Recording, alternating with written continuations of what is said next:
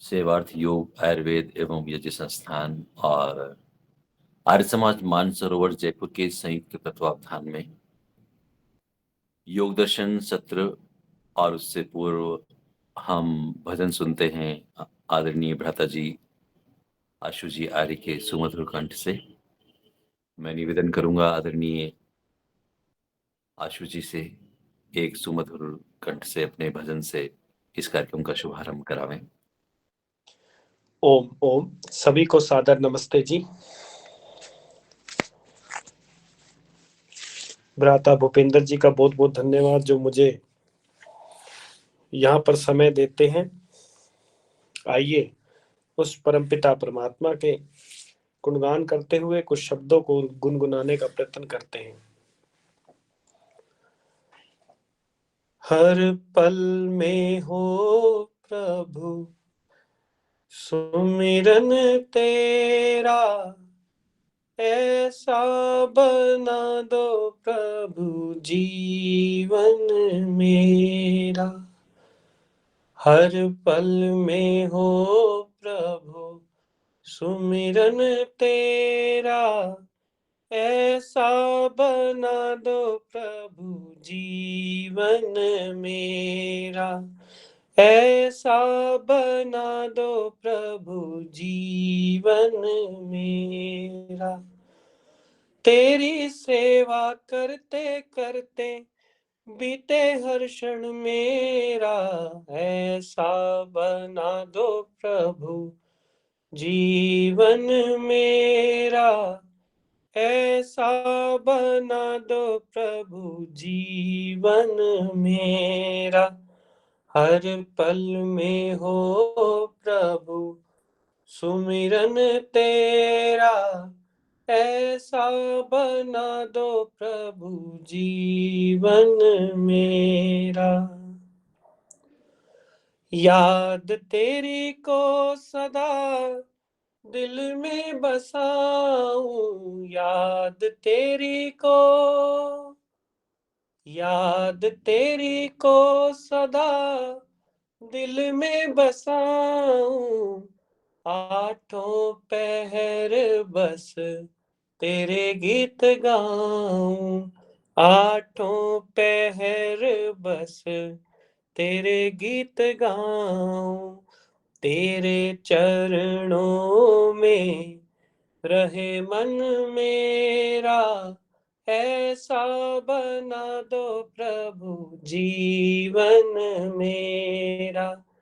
तेरे चरणों में रहे मन मेरा, ऐसा बना दो प्रभु जीवन मेरा। हर पल में हो प्रभु सुमिरन तेरा, ऐसा बना दो प्रभु जीवन मेरा। ऐसा बना दो प्रभु जीवन मेरा। ख्वाहिशें जग की ना मुझको सताए, ख्वाहिशें जग की, ख्वाहिशें जग की ना मुझको सताए। चिंता हरगिज ना नजदीक आए, चिंता हरगिज ना नजदीक आए।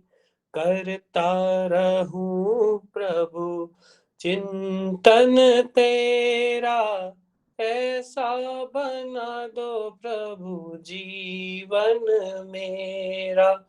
करता रहूं प्रभु चिंतन तेरा, ऐसा बना दो प्रभु जीवन मेरा। ऐसा बना दो प्रभु जीवन मेरा। ऐसा तेरी भक्ति में दास खो जाए, ऐसा तेरी भक्ति में दास खो जाए। मैं ना रहूं बस तू ही तो हो जाए, मैं ना रहूं, बस तू ही तू हो जाए, सफल हो जाए नर्तन मेरा, ऐसा बना दो प्रभु जीवन मेरा, सफल हो जाए नर्तन मेरा, ऐसा बना दो प्रभु जीवन मेरा। तेरी सेवा करते करते बीते हर क्षण मेरा, ऐसा बना दो प्रभु जीवन मेरा, ऐसा बना दो प्रभु जीवन मेरा, ऐसा बना दो प्रभु जीवन मेरा।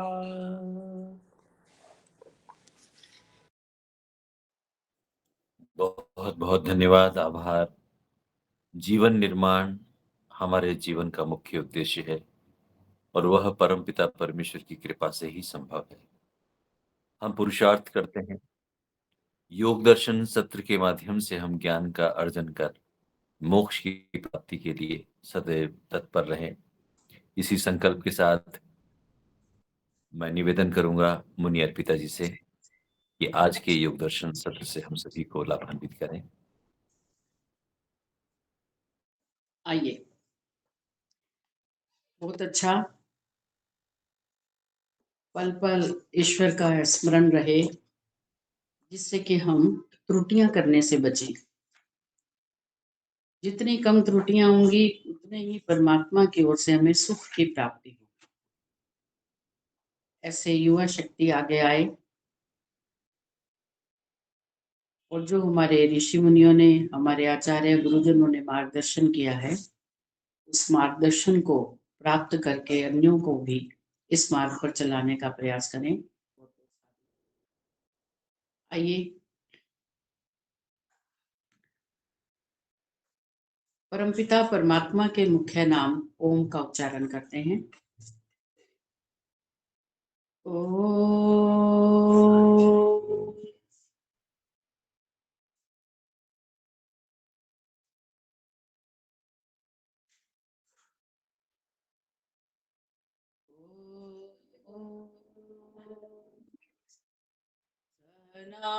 सहनावतु सहनो भुनक्तु सह वीर्यं करवावहै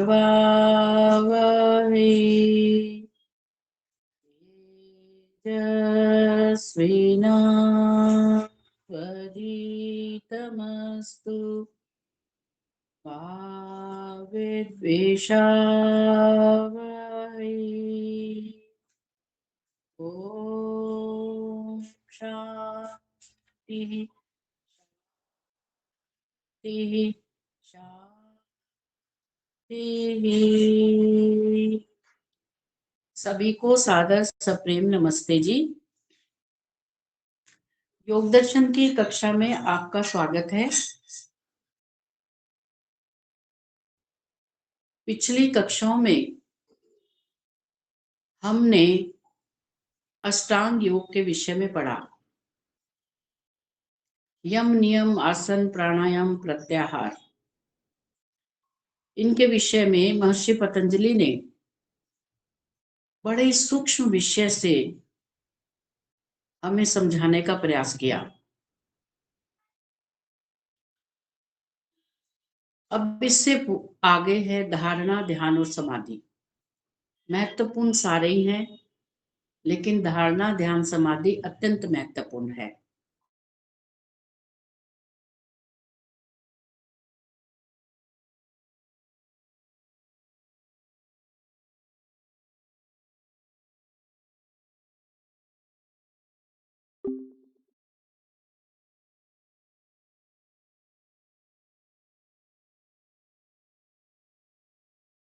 इंद्रियां, तन मात्राएं, 5 स्थूलभूत तथा स्थूल भूतों से निर्मित इस दृष्टिगोचर जगत तथा शरीर की उत्पत्ति की साधक ऐसा चिंतन करे। कैसे चिंतन करेगा साधक? जब आर्षगंतों को पढ़ेगा, जब गुरुजनों के पास बैठकर जिज्ञासा से और श्रद्धा भाव से ये प्रश्न करेगा कि सृष्टि की उत्पत्ति कैसे हुई, उत्पत्ति से पूर्व क्या था, और परमात्मा ने अपने ज्ञान से एक क्षण से सृष्टि को बनाया कैसे। तो यहाँ पर ये एक ही पंक्ति में जो बात समाप्त कर दी है, ये विचारणीय है, इसको समझना चाहिए। आप लोग बुद्धिजीवी हैं, आपने अलग अलग अन्य भी आपने किन्हीं किन्हीं कक्षाओं में सृष्टि की उत्पत्ति के विषय में समझा होगा। यहाँ पर एक बात बता दी गई कि क्रमशः कैसे कैसे सृष्टि बनी। ठीक है, इसको आप फिर से दोबारा समझिए कि सत्व रज तम जो साम्य अवस्था में थे, उन सत्व रज तम से परमात्मा ने सबसे पहले महतत्व बनाया, फिर अहंकार बनाया, अर्थात वो सत्व रज और तम। हमारे गुरुजन क्या बताते हैं कि मान लो 3 प्रकार का कोई पदार्थ है, कोई आटा है, मान लो है गेहूं का आटा है, चने का आटा है, बाजरे का आटा है, तो इसको सत्व रज तम समझ लीजिए। इन तीनों को मिलाया, मिलाकर फिर उसमें से एक पदार्थ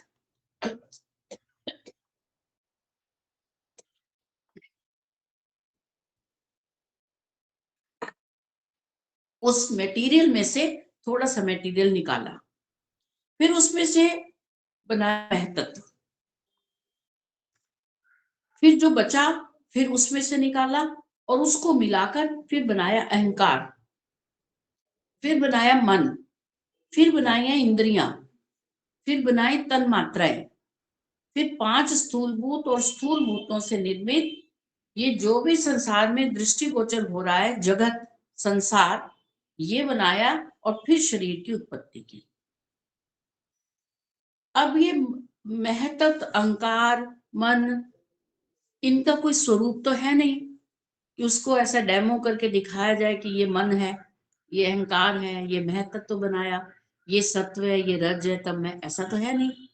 तो आपको मानसिक रूप से इसी प्रकार से इस बात को समझना पड़ेगा कि सत्व रज तम 3 प्रकार के ये सूक्ष्म परमाणु थे जो हमें आंखों से नहीं दिखाई दे सकते।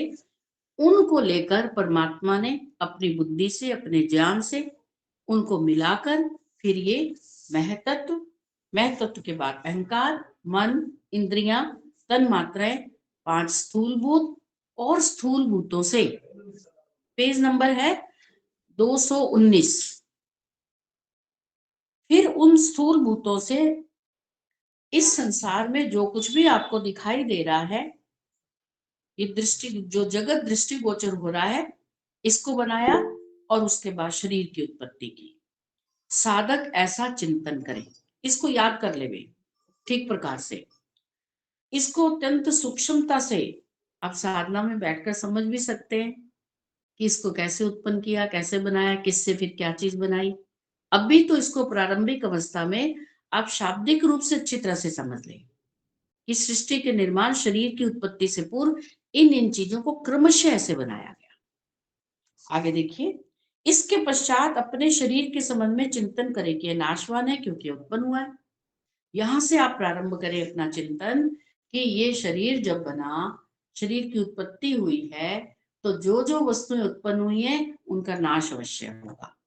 तो ये शरीर भी नाशवान है, ये शरीर भी सदा नहीं रहेगा।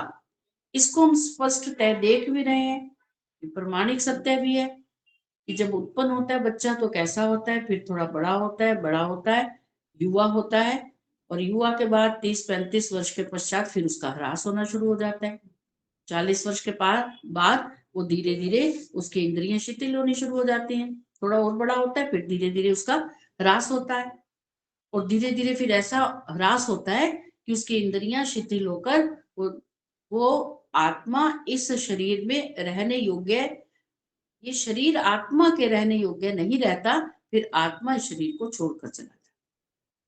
चूंकि ये शरीर उत्पन्न हुआ था इसलिए नाशवान है। जैसे ये शरीर नाशवान है वैसे सबके शरीर नाशवान है। वैसे ही हमारे महापुरुष आज हमें नहीं दिखाई दे रहे, उनके शरीर भी उत्पन्न हुए थे इसलिए वो समाप्त हो गए। इस बात को समझना अत्यंत आवश्यक है, बहुत महत्वपूर्ण भी और आवश्यक भी है, क्योंकि जब तक हम इस बात को नहीं समझेंगे तब तक हम ईश्वर को भी नहीं जान पाएंगे। कैसे? यदि हम ये नहीं समझेंगे कि जो उत्पन्न हुआ है वह नाश को प्राप्त होगा और जो उत्पन्न नहीं हुआ उसका नाश भी नहीं होगा, तो इससे आपको परमात्मा की समझ आएगी कि यदि हम तथाकथित किसी उत्पन्न हुए महान पुरुष को परमात्मा समझ रहे हैं, उसका तो नाश हो गया, वो तो आज हमें नहीं दिखाई दे रहा, तो इसका तात्पर्य है कि वो परमात्मा नहीं है, क्योंकि परमात्मा उत्पन्न नहीं होता, जो उत्पन्न नहीं होता उसका नाश नहीं होता, अर्थात वो परमात्मा जो कभी उत्पन्न नहीं हुआ वो सदा रहता है। वो पहले भी था, आज भी विद्यमान है और हमारे ना होने पर भी विद्यमान रहेगा। तो जब हम अपने शरीर का चिंतन करते हैं, इससे हमें बहुत से लाभ प्राप्त होते हैं। एक तो ये लाभ प्राप्त होगा कि हम सदा नहीं रहेंगे, जैसे हम नहीं रहेंगे वैसे वो सामने वाला व्यक्ति भी नहीं रहेगा, ऐसे हमारे माता पिता भी नहीं रहे, उनके माता पिता भी नहीं रहे, हम भी नहीं रहेंगे, हमारी संतान भी नहीं रहेगी, क्योंकि ये सब उत्पन्न हुए हैं। जो उत्पन्न हुआ है उसका नाश होगा और जो उत्पन्न नहीं हुआ वही ईश्वर है। इससे हमें दो बातों का भली भांति एक प्रमाणिक रूप से ज्ञान प्राप्त होता है। तो इस बात को हमें अच्छी प्रकार से समझ लेना चाहिए एक साधक को, क्योंकि जब ये साधक समझेगा कि जिस परमात्मा का मैं ध्यान लगा रहा हूं वह परमात्मा कभी उत्पन्न नहीं हुआ, यदि किसी उत्पन्न हुए का मैं ध्यान लगा रहा हूं तो वो परमात्मा नहीं है।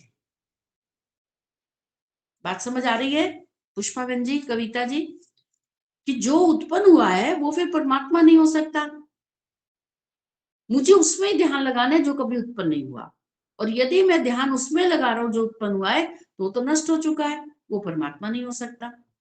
तो इस बात का चिंतन भली भांति साधक को करना चाहिए, साधक को इसका विचार कर लेना चाहिए कि हमें जो शास्त्र बता रहे हैं ये प्रमाणिक सत्य है, इसमें कोई शंका नहीं है, इसमें किसी प्रकार का ज्ञान नहीं है, ये 100% सत्य है।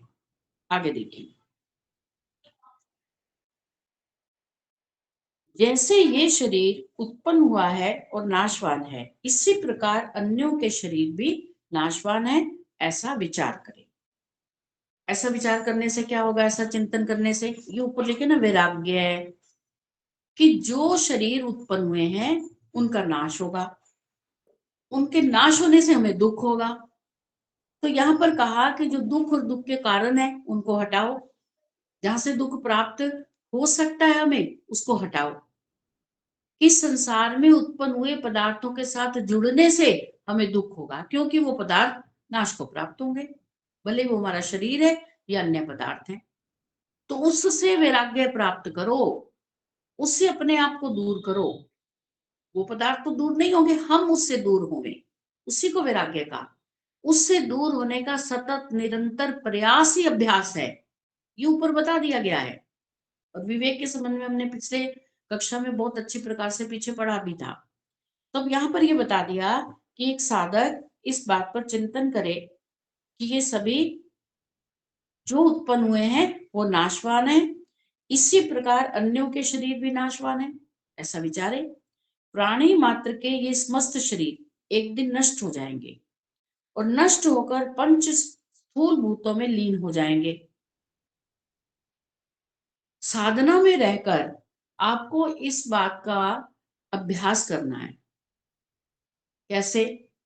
हमारे आचार्य जी बोलते थे कि इसका बार बार अभ्यास करो, मार मार कर देखो इनको, पहले अपने आप को मारो, ये शरीर समाप्त हो जाएगा, ये नष्ट हो जाएगा, तो कितना दुख होगा आपको। जब हम ही नहीं रहे, ये शरीर ही नहीं रहा, आत्मा अलग हट गई, तो दुख किसको होगा? आत्मा को दुख होगा हमारे मरने पर।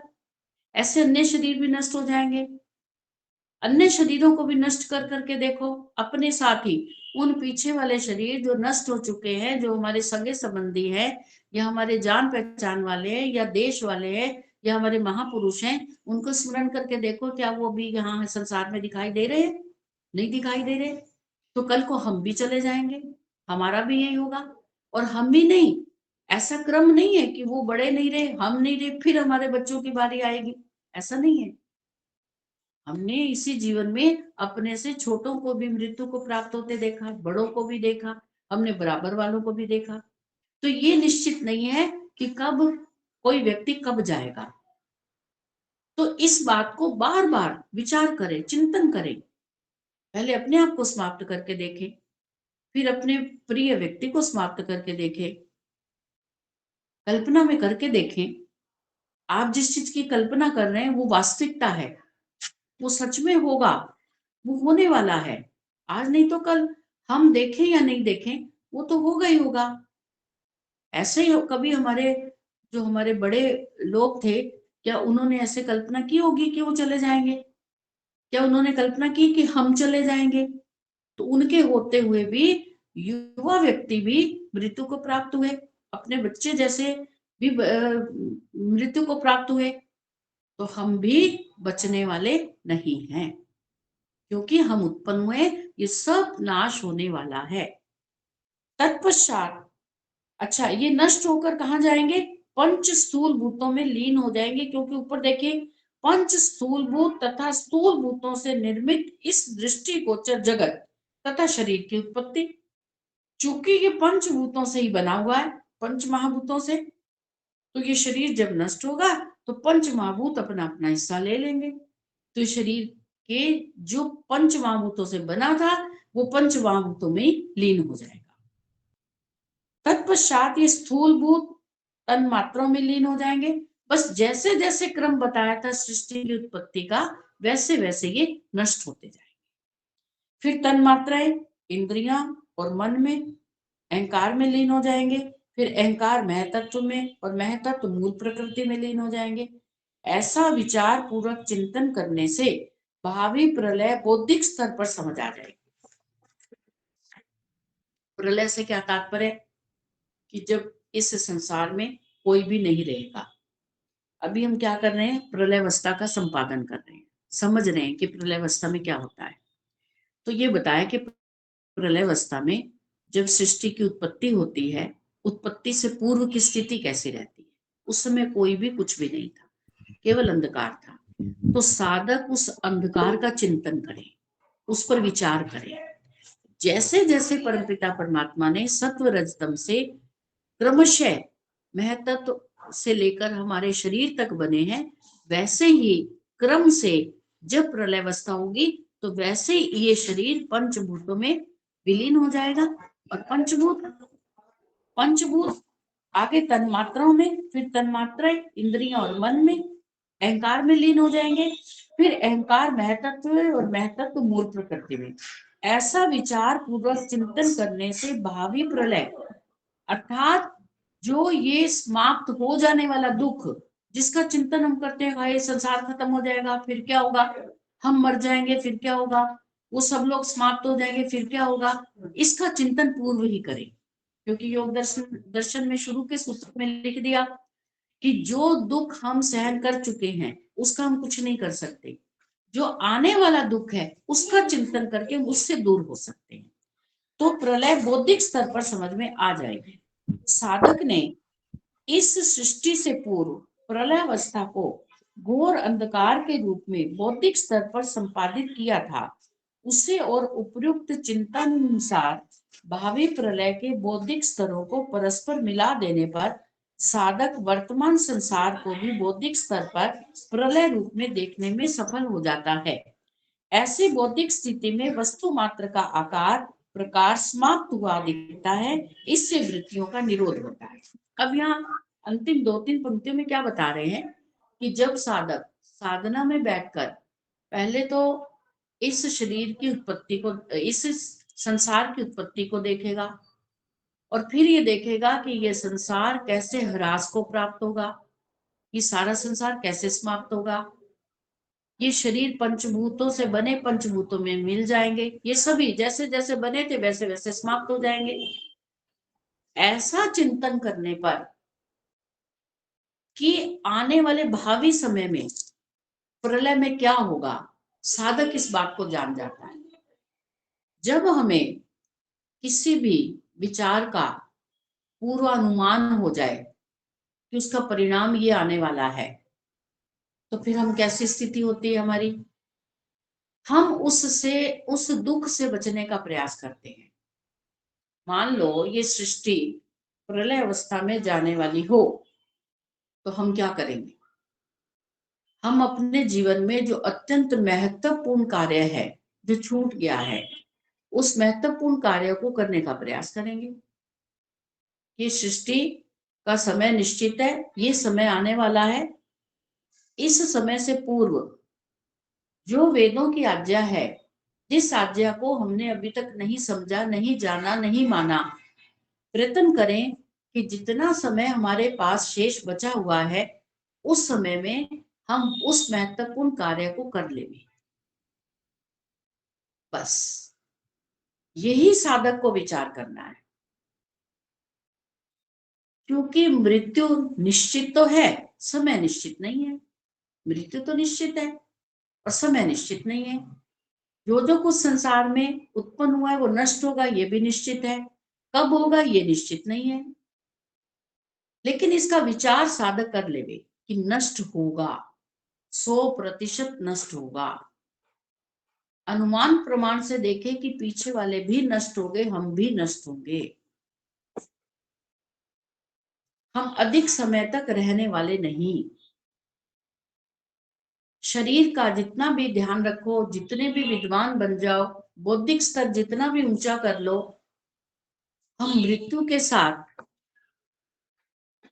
हम लड़ नहीं सकते, मृत्यु से जीत नहीं सकते। लेकिन शास्त्र कहते हैं कि हम मृत्यु को जीत सकते हैं। अब उस पर विचार कर लेते हैं कि मृत्यु को कैसे जीत सकते हैं। या जब हमारा मृत्यु का समय हो तो हम ऐसा अनुमान कर सकते हैं कि हम बड़े विद्वान हैं और हम मृत्यु को वापस कर दें? नहीं, शास्त्र का ऐसा कहना नहीं है।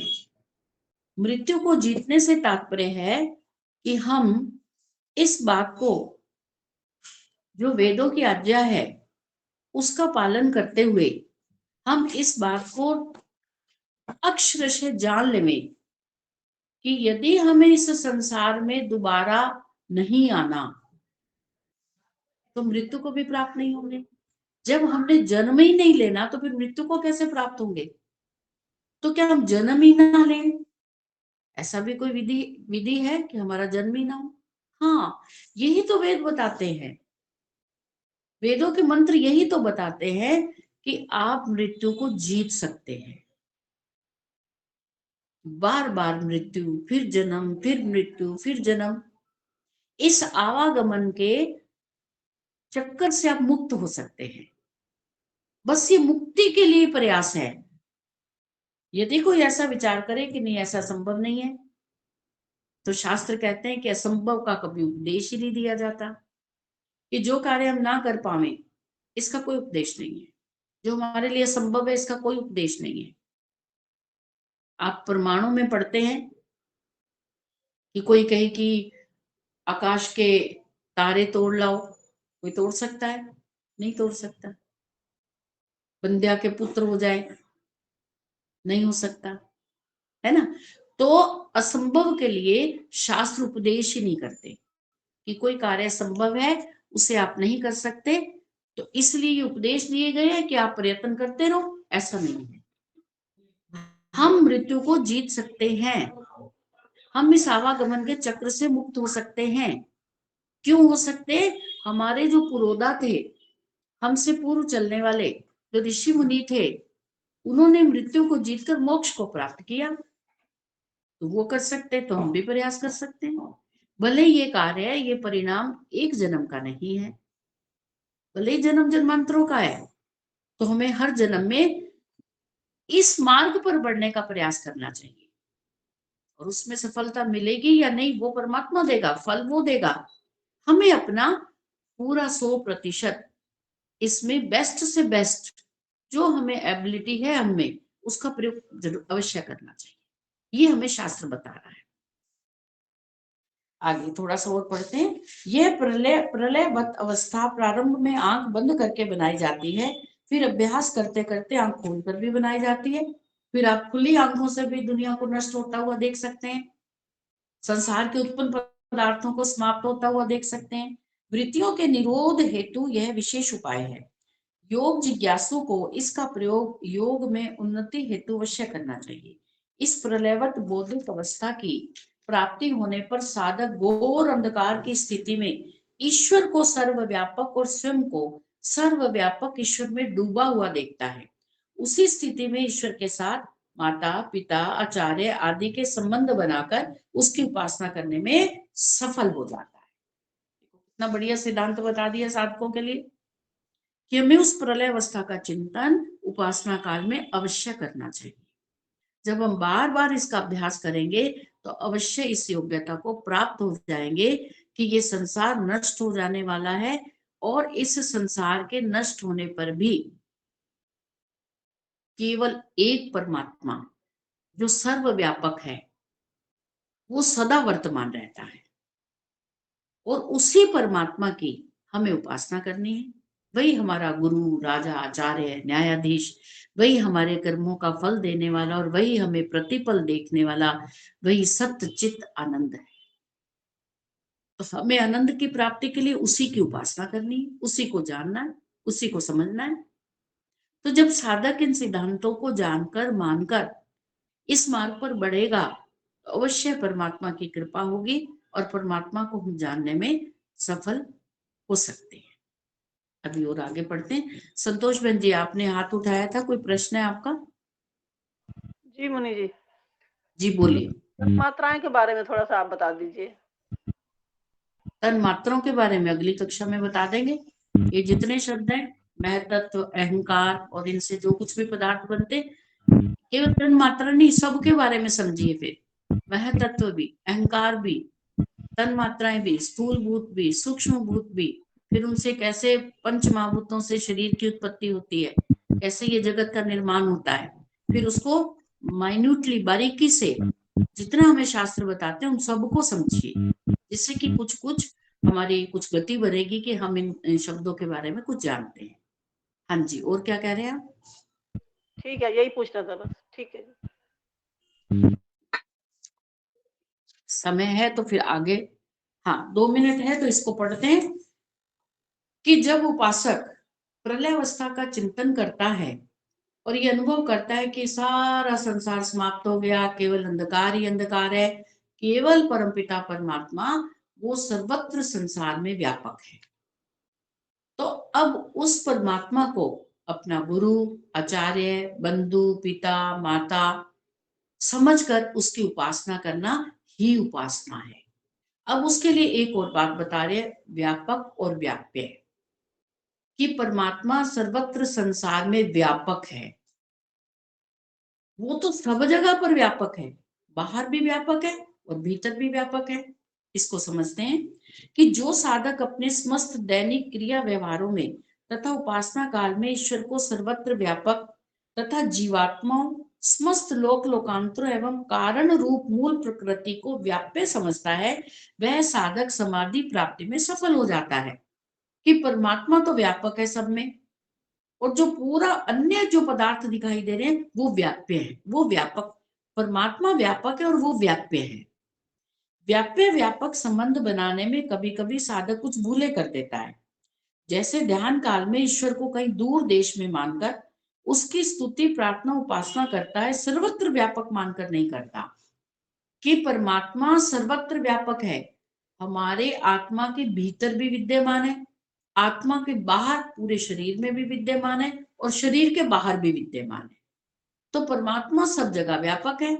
साधक ऐसा ना समझकर वो उसे एक ही स्थान पर जहां उसने ध्यान लगाया ऐसा अज्ञानतावश समझता है कि परमात्मा बस वहीं पर है, ये उसकी भूल है। और ऐसे ही कभी कभी ईश्वर को शरीर के दाएं बाएं ऊपर नीचे मानकर तो ईश्वर की स्तुति प्रार्थना उपासना करता है, परंतु शरीर में ईश्वर को व्यापक मानना भूल जाता है। परमात्मा सर्वत्र व्यापक है तो सर्वत्र व्यापक है। अभी आपने ऋग्वेद आदि भाषा भूमिका में क्या पढ़ा, तो दशांगुल के बारे में बताया था कि 5 प्राण भी, और फिर यही बताया है आपने अभी जो पढ़ा इसको, मैं तत्व बुद्धि अहंकार और जीव, ये 10 चीजों में, और हृदय आकाश में स्थूल भूतों में, सूक्ष्म भूतों में सर्वत्र विद्यमान है परमात्मा। उनके बाहर भी विद्यमान है और उनके भीतर भी विद्यमान है। इसी प्रकार से कभी कभी साधक शरीर के बाहर और अंदर भी ईश्वर को व्यापक मानकर उसकी स्तुति, प्रार्थना, उपासना करते हैं, परंतु स्वयं आत्मा में ईश्वर को व्यापक स्वीकार नहीं कर पाता कि परमात्मा आत्मा के भीतर भी विद्यमान है। ऐसी भूलों के कारण समाधि प्राप्ति में कठिनाइयां उत्पन्न हो जाती हैं। इसलिए साधक को अपनी आत्मा, अंतःकरण और इंद्रियों, शरीर, लोक लोकांतर, कार्य जगत और सत्व रजतम में ईश्वर को व्यापक और इन्हें व्याप्य मानकर ईश्वर की उपासना करनी चाहिए। ऐसा करने पर समाधि प्राप्ति में सरलता हो जाती है कि परमात्मा व्यापक है सभी में, सत्व रजतम से लेकर पंच महाभूतों से जो हमारा शरीर बना उसके बाद क्रमशः जो जो कुछ भी बनता है सभी में परमात्मा विद्यमान है, सभी के भीतर भी विद्यमान है और इन सब को बनाने वाला भी परमात्मा है। तो वह परमात्मा व्यापक भी है, भीतर भी विद्यमान है और बाहर भी विद्यमान है। ऐसा समझकर परमात्मा की स्तुति करना, उनसे प्रार्थना करना, उसकी उपासना करना, यही ईश्वर को साधना है, यही साधक का कर्तव्य है। तो जो कुछ भी हमें महर्षि पतंजलि ने अष्टांग योग के सूत्रों के आधार पर कि किस किस क्रम से एक साधक को आगे बढ़ना चाहिए, किन किन कठिनाइयों को पर विचार करके उनसे विरक्ति प्राप्त करनी चाहिए और किस सुख को प्राप्त करने के लिए अपना पूरा प्रयास करना चाहिए। ऐसा हमें इस अभी जो हमने 3-4 सूत्र 5 पढ़े हैं इन दिनों, उनको बार बार पढ़िए। जो साधक ईश्वर की साधना करते हैं उनको इन सूत्रों से बड़ी सहायता मिलेगी, मार्गदर्शन मिलेगा। तो इन सूत्रों को आप बार बार पढ़िए। जो नहीं समझ आता अगली बार तन्मात्रों के विषय में चर्चा करेंगे। बार बार पढ़कर अपने जीवन में धारण करने का प्रयास करें। जो हमें ऋषि मुनियों ने बताया, आज ग्रंथों के द्वारा जो हमें ज्ञान प्राप्त हुआ, उस ज्ञान पर चलकर हम अपना उद्धार करें। और यदि कोई जिज्ञासु भाव से, श्रद्धा भाव से कुछ पूछना चाहे तो उसका भी उद्धार करने का प्रयास करें। परमात्मा हमें ऐसी योग्यता दे, ऐसी शक्ति दे कि इस आश विद्या को जिज्ञासुओं तक हम पहुंचाएं। परमात्मा का धन्यवाद और आप सबका धन्यवाद। ओम शांति।